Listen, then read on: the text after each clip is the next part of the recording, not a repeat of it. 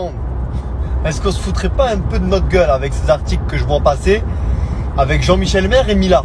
Alors de base, quand je les voyais passer ces articles, je regardais pas en détail de quoi il s'agissait parce que je vous avoue que Mila n'est pas quelqu'un que j'apprécie vraiment. Donc du coup ça m'intéressait pas.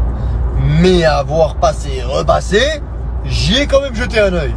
Et j'ai cru comprendre qu'il s'agit du lancement d'une nouvelle émission pour élire Miss France Esthétique.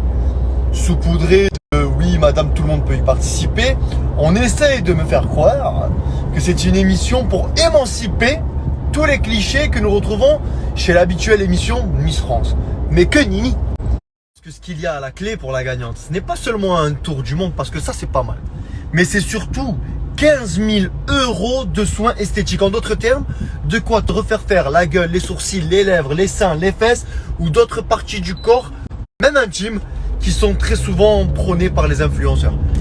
Et plus sérieusement, ce que moi je trouve déplorable, c'est que les personnes qui saluent l'arrivée de cette émission sont également les mêmes personnes qui déplorent l'apologie de la chirurgie esthétique émise sur les réseaux sociaux et qui aujourd'hui poussent les jeunes à penser que pour être beau, il faut être refait. Que la beauté s'apparente forcément avec chirurgie esthétique. Aujourd'hui, une émission qui efface les barrières et qui s'ouvre à toutes les femmes, ça existe déjà. Et c'est très bien.